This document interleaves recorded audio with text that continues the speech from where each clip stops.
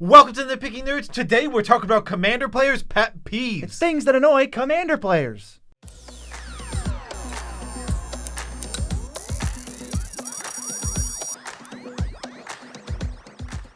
I'm your host, Joe Cherries. I'm your host, BEEZY, and that makes us the Nitpicking Nerds, bringing you daily Magic the Gathering content. If you want to support us, the best way to do it is patreon.com. They're the best people ever. We love them as much as we can without making them uncomfortable. And special shout out to Zero Wolf, super special patron of the day. Yes, patron of the evening.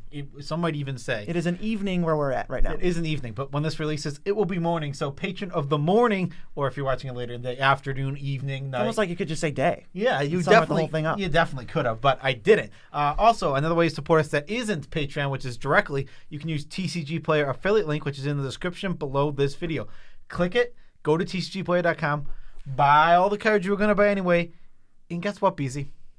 What? They get the same cards, the same price, but we get a kickback. Sounds like they're missing out if they don't do that, and I would assume the same will be true for Dragon Shield because we have EU and US links in the description, baby. Click those, buy the best sleeves in the multiverse. Good sleeves. And you're supporting the channel without spending any extra money. I mean, this is so easy. And So easy. Do you know who sponsored this channel?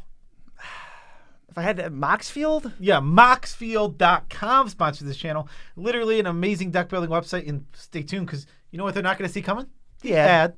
Just like you didn't see that me saying that coming. And also, happy birthday to everyone's birthdays today. Yeah. Okay, but that's super fast birthday wishes. Super fast birthday wishes. And happy birthday to your pets as well. All right. So today we're talking about Commander pet peeves. These are things that bother Commander players. We went into our Discord. We went to the Cherries Picks, which is where I just ask people to give me some feedback or some information. What things are your pet peeves? And I gathered the ones that I liked, and that were definitely ones that were repeated. If I saw it multiple times, I really made sure to get it onto this list. So we're just gonna go over them, and we're gonna talk about them and say why they're annoying and how you can avoid doing them, or if you even need to avoid doing them, because some of them already just because something is a pet peeve doesn't mean it's not necessarily something you need to stop doing. Yeah, full-blown disclaimer, if you do any of this stuff, we don't hate you. You're not deserving of any hatred or anything. This is just kind of meant to be more of a very lighthearted discussion of like things that I'm not super thrilled to see, or things that could get under my skin a little bit. Or things that definitely get under some Commander players' skin. Not necessarily all, but a percentage of the Commander population is bothered by these things. You don't have to stop doing any of this, although for some of it, you definitely do. We'll get to it. Yeah. So the very first one, and this one is definitely a pet peeve that you're not wrong for not doing. It is not paying for Ristic Study and Smothering Tithe. This is one that doesn't bug me a ton. Wait, they're not wrong for not doing it? Does that mean they're wrong for doing it? What I meant to say was you're fine if you don't do it, or if you do it.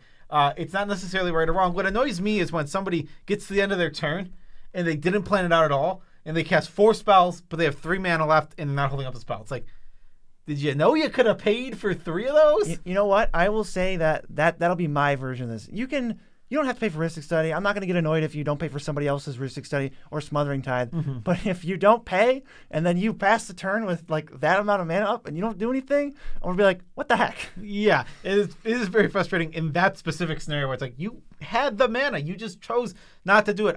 Also, something about Ristic Study, just talking from my perspective of like, you want to always maximize your chances to win if you're playing to win. And yeah, sometimes you make fun plays, but talking overall, you generally want to. People think that I have to advance my board state, so I have to give away 2 or 3 cards to advance my board state. But that probably lowers your win percentage. And like it very well might. And it's very interesting to try and balance it out. I think players often don't pay for Ristic Study enough in an attempt to advance their board state. Yeah, it's hard to tell when they are erroneously not paying, and then they're like, oh, that's a really good move, like not paying. So I usually just don't care, but if you got mana left up, probably should have paid. Number 2, there's like 30 of these, by the way. Salty players, this is one that everybody should just stop doing. Take your salt out of the game. You can even go be salty in private where it's not going to affect anybody else, but you're in like a social public environment and you're going to be directly affecting the moods or the experiences of 3 other people, so try to reel in the salt. Yeah, and being upset at a game is something that happens. Like it's almost unavoidable. It's almost unavoidable. Yeah, every single player who's ever played the Commander format has had a game that has made them feel salty, that somebody would define as salty in some way.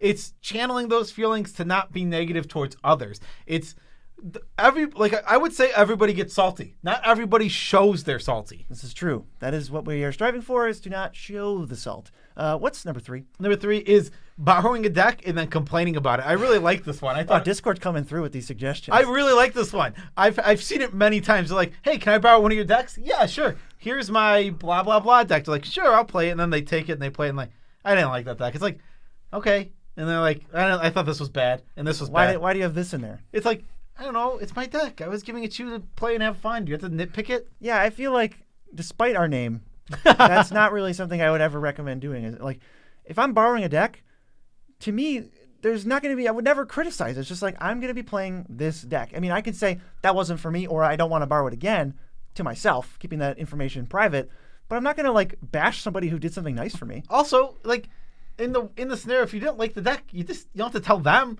You can just tell. True. It's like if you borrowed a deck from somebody and then we got in the car later, like, yeah, I didn't enjoy that deck. Like, that's much more appropriate than bashing it to the player who built the deck and likes it. Even like constructive feedback or criticism is like, I'm a little iffy on it now that I'm thinking about this for like the first time right now, because they didn't ask. When someone asks, I'm fine giving constructive feedback, but this is more of just like, hey, you want to borrow this and play with it? Great. But I wouldn't really feel comfortable just like randomly giving them advice that they didn't ask for. You can't complain about it or tell them your opinion if they ask. Like, if For sure, yeah. If you hand the deck back to them and they go, what'd you think of the deck? How'd Like, it play? Hey, I didn't enjoy it that much. I thought it was a little bit off topic or just not my speed. Yeah, that's a good one. This one is the worst thing you could ever do. So please no pub stomping or lying about your power level to like gain win percentage or because you enjoy lying. That's not tolerated. It's garbage behavior. We hate it and don't do it. It's weird because it's so many people were mentioning this one. Like, it seems so obvious. Right, but I think it still happens. I think players they bring out whatever deck they want to play, and they don't care what the power level everyone else is. They'll bring out their CDH. And this isn't about CDH players. This is about players who are incorrectly. They'll bring out their very high power deck, sometimes even a CDH level power deck, and just crush everybody on turn 3 or 4 when everyone else is playing mid decks. Right. It's not related to CDH or EDH. You can do it with EDH. You can do it with CDH. That's not the point. But it's like bringing a deck that you know is way outside of the power level range that everybody else is at and winning. It's like hustling. The one thing that is true, you can't pub stop in CDH. It's actually impossible. You could like reverse pub stomp. You could like bring a precon and be like, what the heck, guys? What the heck? What are you guys doing? And they call them pub stompers. That feels less problematic. Yeah, that is less problematic. That sounds like a joke. It's like, I don't know what I'm doing. Kill you? All right. Number 5, complaining about being targeted. Oh, this one. It is, people often, and I saw this worded in the Discord in many different ways, and people would say, people who make themselves a target or become the target and become the threat at the table, very obviously, and then complain that people are removing their stuff. I have seen this time and time again where somebody just, they advance their board state. They get the biggest threats. They're obviously the one that has to be dealt with, and then they complain that their thing was removed. It's like, well, now I have nothing. It's like, yeah, but if we let you have something, that thing that you would have had would have killed us all. Yeah, it maybe plays into like complaining isn't politics sort of thing where it's like, you're the threat. Eat your vegetables. Like sometimes you get got when you're the threat and you come out in front. Like what are you supposed to, like what are they going to do? Let you win? But on another level, it's like you can try to like redirect them with your words a little bit. Like, are you sure? Like, I don't know. Like this person's got this over here. But I feel like it's pretty easy to distinguish between like, hey, I'm trying to like deflect you or, make it seem like that's a bad play versus like I'm literally just complaining about it. Yeah, exactly. I agree. Just try not to complain during Commander. Try and have fun. Try and laugh. Usually when I complain is when I'm getting mana screwed and I get really unlucky. But I still try and keep it lighthearted. Right. Even when I am complaining, it's like, well, this sucks. Or at least more general where it's like, I'm like, oh man, I'm kind of upset I don't get to play this game. I'm not directing it at anybody. We get to, there's an episode of Shuffle Scuffle coming up where I just tried to stay, I'm not going to mention what episode. It's an episode, but Some future episode that is coming up. I ended up missing land drops and I was not very active in that game. And I was just like, you guys are kicking butt, and I'm here at the table. Or, like, okay, big draw step. We need to answer that threat. Well, I just remembered I have 4 lands, like that kind of thing. I just remember, I still have nothing to play. Go ahead. Yeah, exactly. Number 6. Okay, all right, here we go. Not disclosing proxies. This is, again, a Discord submission that multiple people... Okay, so it is fair to want to use proxies. It is fair to not want to play against proxies. Those are both fair. Human beings are allowed to choose which Commander games they play. That's basically where we're at.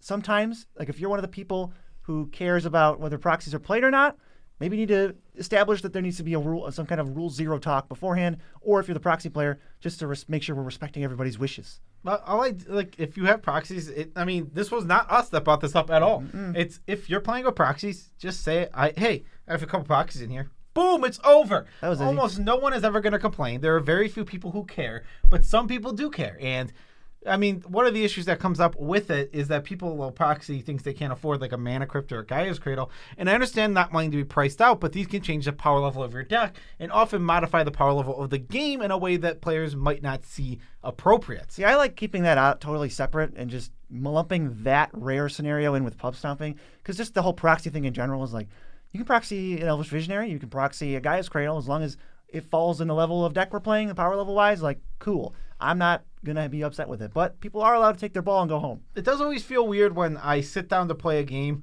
and a proxy shows up and I didn't expect. Like, it does feel a little strange. Like, It doesn't make me mad. It's just like, oh, I didn't know we were playing proxies. Like, oh, okay. Yeah, it just feels a little different. And I'm not trying to say anyone shouldn't play proxies. You should proxy up any deck you want to play. And as long as people want to play against your proxies, who cares? Great. Number 7 is land destruction without a win con. And I feel this one because if you got Yoko Hops, but you got Lord Windgrace, and you're about to go ham, getting lands back, and we're just dead on board, great. Doesn't matter that it was land destruction. It was just a win condition. You just won the game.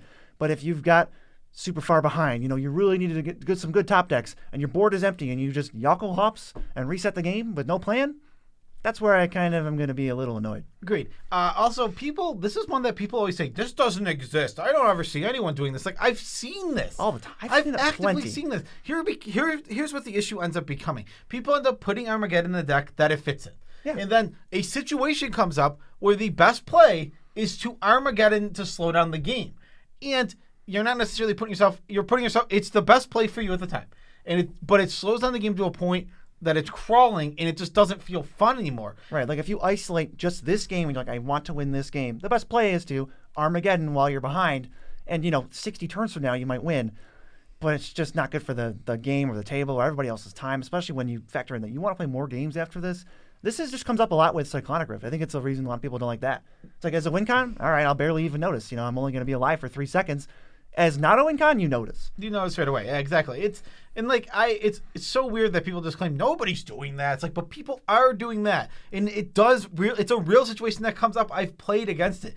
People aren't playing that much land destruction, but sometimes you see land destruction and it's like, oh my goodness, this is happening. Okay, this next one is just rude. Grabbing people's cards without asking. Obviously, if somebody plays a card and you want to read it or touch it or do anything with it, or even if you're gaining control of it, just ask. It's just not your property. Don't just go, all right, I will play Mind Control. It's a little weird. It's simple. Off-putting? It's off-putting. Don't touch other people's property without asking. It's pretty simple. I've had people be like, why aren't you taking my deck? I'm like, because I don't know, I don't want to take it without, like, I've played Bribery and they're like, why aren't you taking my deck? I'm like, well, can I? I would never do that in Constructed Magic. Yeah, exactly. I would never just grab somebody's deck, and you shouldn't do it in Commander. Yeah. Next, we got revenge play to the point of not trying to win. Kind of like spiteful, like you attacked me when I specifically told you not to, or you broke some small deal. I'm going to kill you. And it's like, I'm going to kill you no matter what.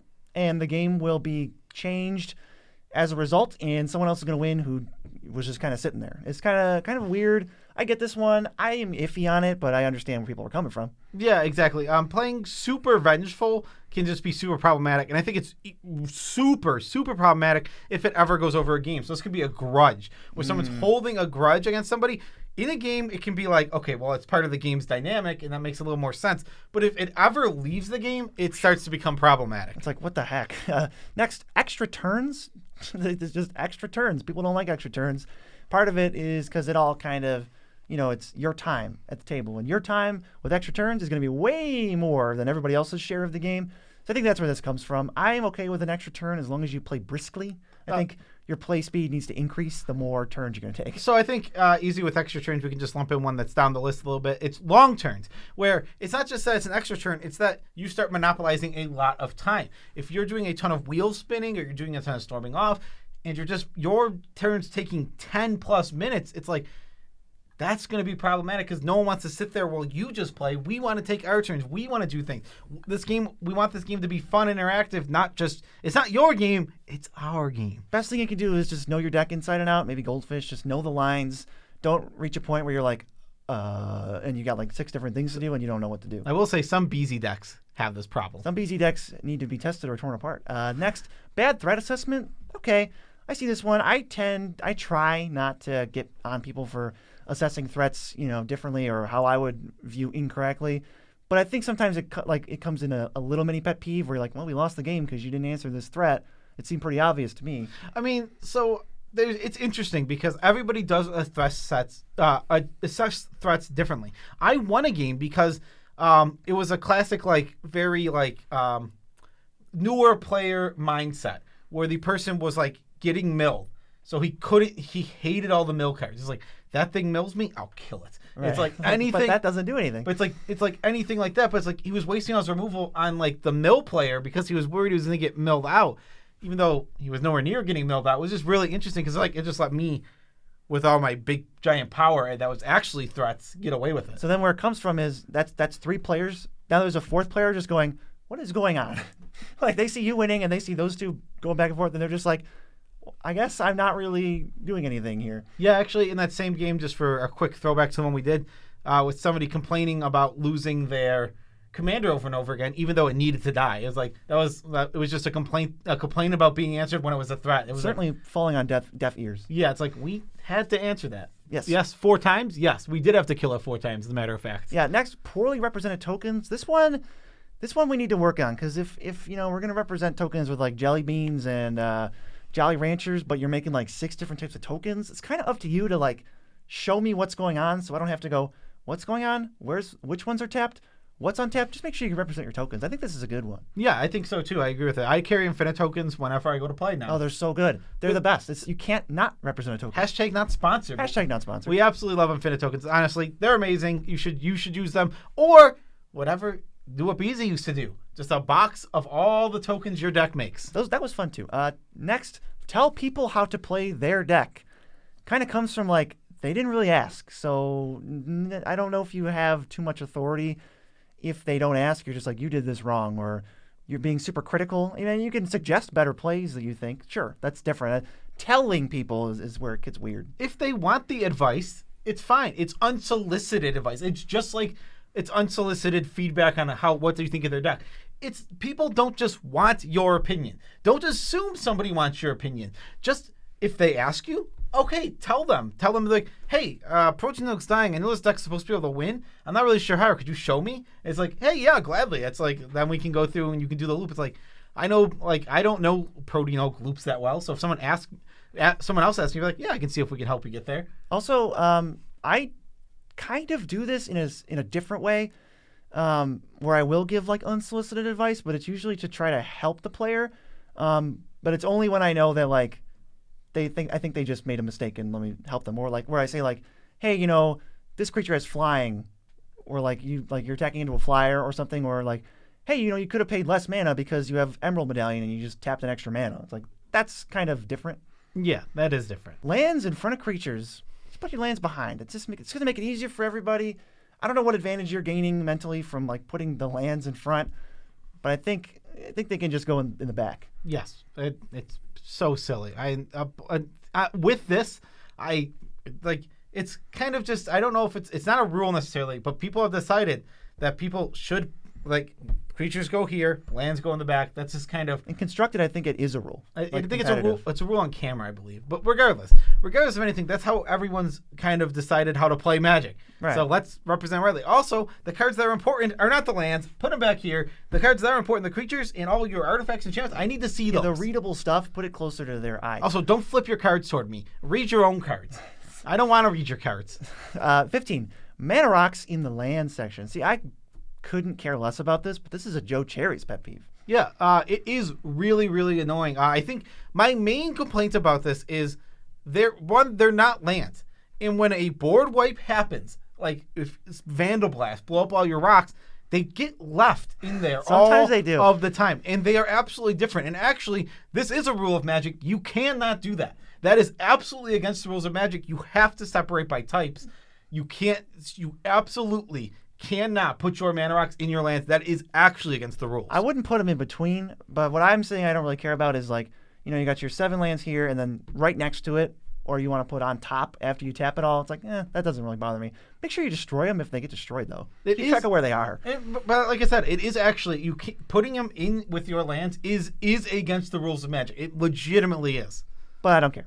But what's next? So this next pet peeve is sort of another goes along with our saving time thing, where if I'm building a commander deck, right, and it takes me forever because the UI is bad and I just can't seem to find all my cards, like that really gets on my nerves. Luckily, I'm never going to have to do that again because I use Moxfield.com to build all my decks, which is the best website ever. It is easy to use, user-friendly, and the feature we're going to shout out today, Joe doesn't get to say, is the playtest feature. We've never shouted it out, but it's actually super useful. They get the deck is all laid out. You draw cards. You can check out what turn it is, goldfish, and play your deck so that you don't take too much time out of everyone's game. I actually know a lot of people have set up to play with this on Spell Table. Yeah. Yeah, you build your deck on Moxfield, then you stream the play feature, and it works the same exact way. So you can just play the deck normally through Moxfield. Shoutouts to whoever in the comments said they've played 4-player Commander games by themselves with 4 tabs of Moxfield. That's cool. That's ridiculous. All right, up next, we have scooping as a spell. Actually, BEEZY accidentally did this, and it really actually peeved me because BEEZY, I was in the dominant position. BEEZY was missing land drops. He scooped, but I had stolen his Emrakul and cast it. Hey, that was a sorcery speed scoop, my friend. It was not. I don't think it was a very fair scoop because you used it because you're you weren't going anywhere. You were sitting at the table. I mean, my win percentage was 0%. And I knew I could never win, and I felt like all I was doing by playing was just wasting everybody's time. But you also, by scooping, you lowered my win percentage. I did. You took away a 13-13 flyer I had that would have finished the game quickly. I wasn't really even thinking about that, but I did do that. I know, yeah, but it was an accident. But people who do this intentionally... Or like during combat, my favorite example is like, attack you with 10 lifelink. Well, I'm at 10. Scoop, you don't gain the life. It's like, no, you know what I would do? As the other 3 players, just gain them the life and forget this like semi-vindictive, like weird... loophole. We talked about this before. We don't need to go into it. Don't do it. Don't scoop as a spell. Yeah, and don't scoop to harm other players. Like if somebody's using your Emrakul to beat other players, don't scoop. I mean, BEEZY did it unintentionally, but I would not do that on purpose. I think I'll still defend the scoop because my win percentage was probably 0. I don't think it was 0. It was my 1 maybe. It was way less. I think it was less than 1%. Yeah, it just wasn't 0. Might have rounded to 0. And much like land destruction, stacks kind of fits in here where you slow the game down to a really slow pace that players don't tend to enjoy. Are stacks automatically problematic? No, if players don't mind them, you don't have to worry about it, but you're slowing the game down, and if you're not winning the game, just like with land destruction, it's going to be unfun for everybody. So just talk to people. That's usually the best medicine, is talking to people. Number 19, we're already on 19. Hostage situations. Unavoidable. I would say I'm not mad at anybody for doing it. It's just kind of like games end up in hostage situations all the time. Hey, I got Blood Artist and 5 creatures in a sack outlet. You're at 3 life. You can't possibly kill me because anything you do is going to result in me being forced to sack 3 creatures and kill you with Blood Artist. It's just kind of a feel bad. Yeah, one of the toughest ones that comes up the most often is sometimes your deck that plays like Aetherflux Reservoir can get to 70 life. But you can't go much higher. And you're like, this is all I could do. This is all I can do. Pass. And it's like, well, the first person who pokes you wrong or looks at you the wrong way, they die. And I mean, it stinks, and it's not really a fun situation. And I can completely understand why it would bug people. Like, I don't like being in those situations. I often just go, all right, kill me. Yeah, that's usually what I do, just because I don't want to affect the game in a weird way. Especially like when my decisions don't matter, I'm not going to try to make any decisions that aren't just like stop whatever is holding me hostage. That's kind of all I can do. Next one, theft effects. People really don't like having their stuff stolen. See, this doesn't bug me 1%, but our Discord, apparently, people aren't huge fans. Yeah, I mean, I actively play a deck that only does this, and I obviously have no problem with it. It's one of my favorite things to do in Magic. I love taking your cards, playing them on my side, and beating you with your own cards. The only time I think that gets annoying is when you do it ahead of curve in a way that puts one of my threats in play that just makes me feel like your power level was higher, where it's like, if you play turn 2 Bribery and take, I don't know, Emrakul or some Eldrazi with Annihilator, I'm going to be frustrated because the game's over, not because you stole my thing. Yeah, and that's completely fair. I mean, I think theft effects are totally reasonable. Yeah, Bribery is a really silly and strong card, but I don't like that card. It's not really anyone's fault. It's just Bribery's good. Yes. Rolling to see who you attack. This does not curry any favor with me, and I will treat it as though you just chose to attack that person. I think it's kind of just a waste of time. It's like 1, 2, 3, 4 damage. Just pick somebody to attack. I do this repeatedly. If someone doesn't attack with a creature and any other player, including me, has no blockers, I'll say, why don't you attack with that creature? No one's got blockers. And even if it comes at me, it's like, great, at least we're progressing the game. Yeah, I don't know why you do that. You do that a lot. I just don't like wait. It's like, hey, you just could have attacked. You're not going to block. I don't know. Get in there. I always feel like it's not my job to tell everyone to attack. Apparently it is because they don't want to do it. And then they're like, oh, you're right. They miss their own damage. That's up in my win percentage. I don't need to tell them to attack. See, I think it would lower it, assuming everything's even, because 33% of the time they'll attack you, but 66% of the time they'll attack someone else. Maybe. But I don't know. I don't want to tell people it's basically like telling people how to play. I was like, hey, you could attack. They don't have blockers. Yeah, I just feel like it's the same thing. Like it just feels like you're telling them what to do. This next one is super simple.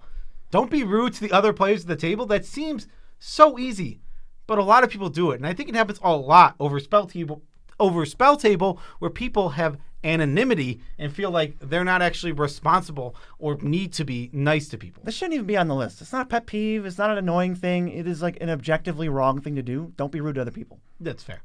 Next, soft locking players. I really, really, really dislike this. If you an easy example is if you sit down and you're playing against 3 really creature-based decks and you play Humility, it's like a soft lock. They can't do anything. Their answers are creatures for the most part. And they're forced to dig for their 1 or 2 answers. And if they're not playing tutors, they just have to naturally draw them. It just feels like it's so unnecessarily unfun where the game just is going to drag on forever. Because it's literally just, it's not a hard lock. You're not putting away the game. It's a non-deterministic lock. It's not like a lock that ends the game, like let's say Knowledge Pool to Fairy. Right. That locks the game. You can't do anything. I'm going to do stuff. You're not. That's game over.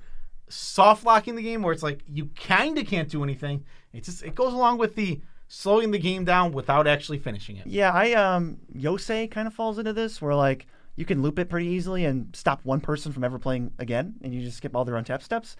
That person's soft locked out of the game. Yeah, it's miserable. Yosei, I think, is a miserable card. I've actually... Mindslaver, too. It is not a card I play very often. I do not... No, I stopped putting in decks. Yeah, I'm not a Yosei fan. It's really strong, though. It is a strong Magic card, for sure. All right, you wrote Rule 0 mistakes. I don't even know what that is. We're talking about people who just misrepresent power level or, during the discussion, don't understand how powerful their deck is, and there's some miscommunication. There's a joke... My deck's a 7. Every deck's a 7. Meme. Every deck's a 7. Yeah, every deck's a 7. It's a meme in the Commander community because everyone thinks their deck is a 7, but everyone's definition of a 7 just tends to differ. And I know everyone has their like, hey, I like asking this question. I like asking this question. There is no perfect way to do it. And Rule 0 mistakes unintentionally can be a pet peeve, but I don't think it's anyone's fault. But if you're ever doing it intentionally and misrepresenting the power of your deck, then it's a problem. Usually it's communication error, and I think it can be annoying that it happens in general. But no, I'm not going to be mad at anybody. The next one is not ending the game when you absolutely can. Now, if you go like, hey, I'm casting Tooth and Nail. I absolutely can win here. I actually did this recently. I can win here. Do you guys care if I don't win, or do you just want me to go for the win? And they said, hey, no, we're fine. Just get whatever you want and let's have fun. It's like, okay, then I'll get my 2 fun things and let's play from there. But... it is extremely patronizing to be like, I could end the game, but I'm not going to. I'm going to let you guys live. It's really weird. I do find it patronizing. Some people don't care, and some people do this. I've seen it on Twitter. It's just not something I wouldn't even appreciate it if someone did it to me. I would just be like, why didn't you end the game? Like, why are we here? What's going on? We could just play another game after this. Yeah, exactly. I agree with that. It's fine. Just end the game when you can end the game. We can just start up another game right after this. I mean, to me, it feels like there's got to be some kind of problem, right? Like we all brought decks. We've even power levels. We're all here, but like you can end the game, but in a way that you don't want to, which means you'd think it would be like unsatisfying for the table, or you think people would have more fun if you didn't. But then it's like maybe you just need to examine and cut some cards out of your deck. In the one case that I did it, I had Tooth and Nail, and I could have gotten. When I have, in my Maelstrom Wanderer, if I have Maelstrom Wanderer out, my Tooth and Nail is lethal because it can get an overrun effect and it can get Avengers on the card to overrun, which will kill everybody. So it is lethal if I have my Haste Enabler on the battlefield, which is my commander. I was playing in a slightly lower power pod and I had brought out the wrong deck. So that's why I had asked, because I was aware. I'm like, all right, I'm noticing that my deck's a little more powerful than the tables. But then asking, though, yes, is the thing where, like, Demonic Tutor. Guys, should I try to grab my combo piece? Like, if you're really worried about it, just ask. Yeah. I would say grab the combo piece. Like, let's go. Next is rules lawyers. And that we don't mean players who are just like know the rules and I'll tell you how to play, people who are going to nitpick you for not doing things exactly how they're supposed to be going. Even though it doesn't matter. Even though it doesn't matter. Something along the lines of play a fetch and just put it straight from my hand into the graveyard. And then someone's like, that's not how it works. You have to play it and tap it and sacrifice. It's like, no, I don't. I can do this shortcut. We're fine with it.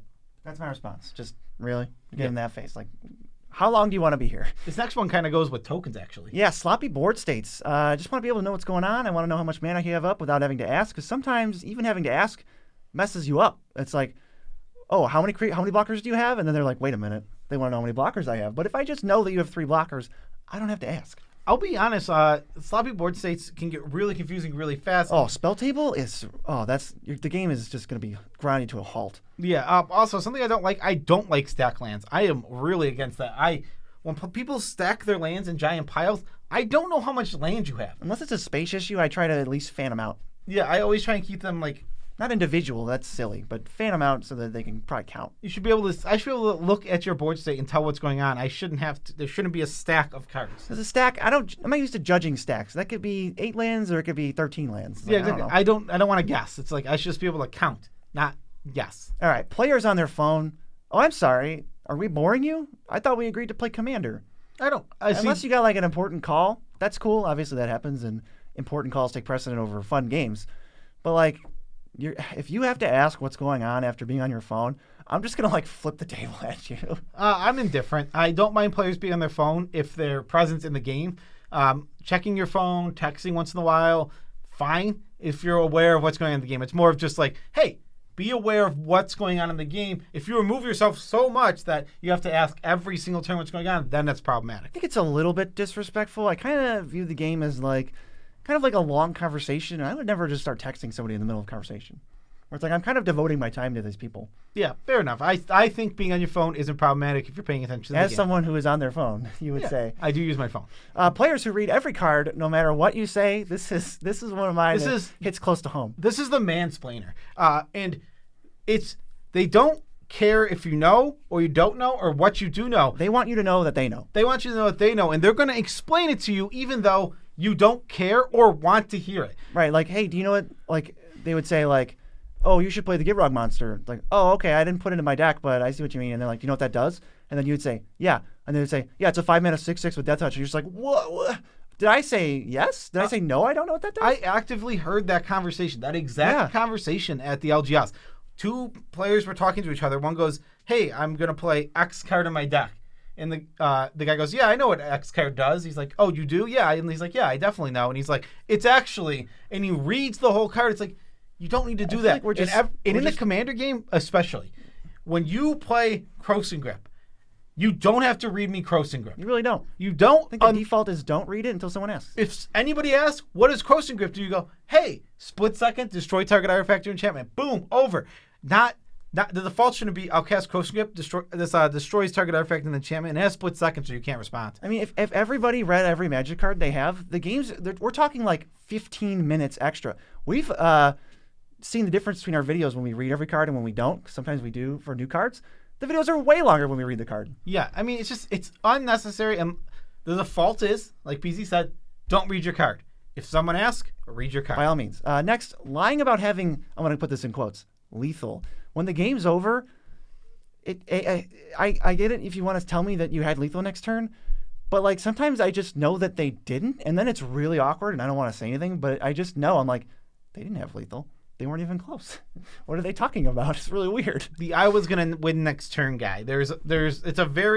I've seen it plenty of times where it's just this person. They're always eternally going to win next turn. They were going to win next turn, no matter if the game ended at turn 4 or 20. Yeah. They had the game. They couldn't have won any of the other turns of the game. No. But they had it next turn. The next turn, that was theirs. Yeah, that is definitely a pet peeve of mine. Ignoring priority. I think this is a big one just because it actually changes the entire game and it matters. It's really confusing. So when you cast a spell or do anything that uses the stack or passes priority, the priority passes in clockwise order. So if you're the player in the bottom left corner, it's going to go. Person across from you responds first, then they say pass priority, then the next person who's opposite you diagonally responds or doesn't, then the next person to your right now would respond, but sometimes people just go like, person to my right, I guess it's Joe, would just be like, nope, Crossing Grip that, and it's like, when did you do this? What if they had responses? Like if they had a response that's a whole card a spell they played, and then a spell you didn't play. And that just changes everything. It's like, we just respect priority. It's how the game works. You're just changing a lot of stuff if you don't. It's super important because you might end up using, if you jump priority and use a counter spell, You'd be screwing yourself. you could be screwing yourself. Maybe one of the other 2 players had a counter spell that they were planning on using, but now they don't have to, even though they didn't know. It should have been the opposite way around. They should have been like, I don't know if anyone has the counter spell. I have to think about whether they're going to do it. But what's weird is that that's how it has to go. Like, those are the rules. They were kind of like, it's not a big rules break, but it's like, we're not following the rules here. It's kind of weird. It's like the game's going to devolve a little bit. Yeah. Up next is players who don't think ahead. Plan out your turn. You have access to most of the cards you're going to have access the turn before you get there. Then you add 1 card to it. Now, is that going to change things? Sometimes, yes. Probably not. But sometimes, yes. Like, some percentage of the time, that card changes things. Not every single time. Most of your turns should be planned out ahead of time so that you can play the game quickly in the turn quickly. Drawing a card is probably not going to change your entire turn. It's like, oh, I have a removal spell, so I can attack this person instead. It's like, great. But it's not like, oh, I drew a removal spell. Well, now I'm going to not spend any of my mana, or now I'm going to like tap all my mana and cast a bunch of spells and then attack and use all these abilities. It's like, you have a general idea of what you can do next turn. I think is a little disrespectful to kind of just pass a turn and your eyes just glaze over, and then you draw a card and you look like deer in the headlights, and you're like, wait, what's going on? Okay, let me think. It's like, what? How much? Our one friend does this where like they count their lands like every 2 seconds. Where it's like, you just counted to 10. All you did was look at your graveyard. You don't have to count to 10 again. That literally is going to happen. That's coming up in Shuffle Scuffle. Shout out to Mucka. He literally counts his lands and then looks at his hand and then counts his lands again. It's like, I just watched you count them. How did you need to count them again? All right, there's only one more. And this one is like so hard to explain, but I pointed it out and Joe doesn't necessarily see it. But I see people, I've definitely encountered this multiple times in multiple different like LGSs and environments. It's so tough to explain. Let's say I Chaos Warp somebody's big creature. Specifically Chaos Warp? We actually just did find this. We saw this. Yeah. Somebody went to Chaos Warp. I think it was a Tox roll, because now this doesn't involve me at all. So we can just be legit. Somebody went to Chaos Warp a Tox roll, and they're like, are you sure you want to do that? My deck is mostly permanents. And obviously, the person who cast Chaos Warp is trying to make the best play to win. And they're just like, yeah, I'm going to Chaos Warp Tox roll. I'm going to lose to it. And they're like, I'm going to hit a permanent. And it's like, okay, like I'm well aware of the risks when I cast a spell. It's like BMing a spell. I don't understand, but it really gets under my skin. Or like, you cast a spell that is net negative for them, but it gives them some kind of positive, and they're like, oh, great, cool, like, or thanks. It's like, what? Okay. Aggressive. There's a Consecrated Sphinx in the field. You go, I'll cast Ponder. They'll be like, I'll draw 2 cards. It's like, I know. Okay. I was aware. I understand that I'm giving you things. I'm actually looking for an answer to that. Right. It's like I'm trying to kill it, so I need to draw an extra card to find it. It's like, yeah, if you do something that helps them, they like go, what? This can't possibly be good for you. Why are you doing that? I don't even get it. My deck is mostly permanents. I have a Consecrated Sphinx. It's like, don't assume intent. Maybe that's like playing their deck for them or something, or presuming misplays. But that's my super secret one that other people need to watch out for. This video actually kind of goes along with our etiquette video from a while back. At least a year. So if you really want to go check that one out, we just talk about etiquette for like an hour. That's more like advice that we think you could follow and have a better time. This is like, hey, man, this kind of gets under my skin. Yeah, things that bother people. Peace out, Tribe Scouts.